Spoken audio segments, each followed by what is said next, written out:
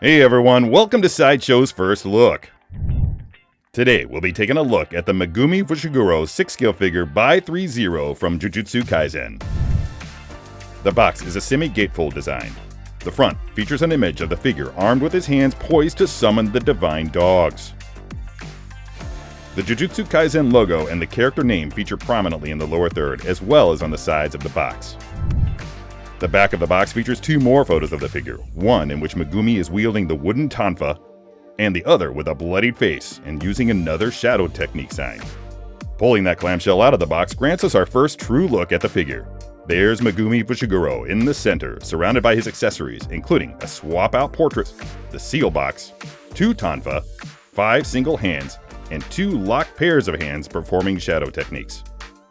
Beneath the figure you can also glimpse the cursed sword.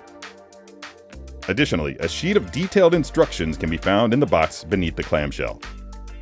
With the figure and its accessories out of the box, we get a better idea of what we're going to be able to do with it. There's Megumi in the center. To the right, we see the cursed sword, the 2 tonfa, the alternate portrait, and the seal box. To the left of the figure is the ample assortment of swap-out hands, including a right great serpent sign hand, 2 gripping hands, the new sign hands, the divine dog sign hands, and the Chimera Shadow Garden sign hands. Now let's take a closer look at the Megumi figure. The head is sculpted and painted to recreate the character's likeness as seen in the animated series. To swap out the portraits, you have but to remove the head from the body, then pull the face off the head and replace it with the battle-damaged portrait. Megumi's Jujutsu High uniform is painstakingly tailored with a dark blue, smooth finish. The jacket is offset and features a high collar that wraps loosely around the neck. The jacket is sealed, and 2 buttons with a metallic paint job simulate the points of closure. The matching pants are a relaxed fit with a high rise that reveals the black socks beneath, and his feet are clad in slip-on boots painted to simulate leather. Now let's look at the articulation of the figure.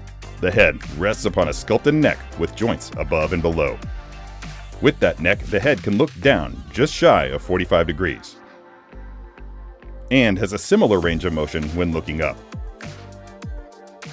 The head can rotate as far as you'd like in either direction, and can tilt left or right about 10 degrees. The arms can achieve 90 degrees of lateral lift, and can also hit a full 180 degrees of anterior lift, with about 90 degrees of posterior lift before the fabric begins to stretch. The elbows will also allow the figure the maximum possible range of flex,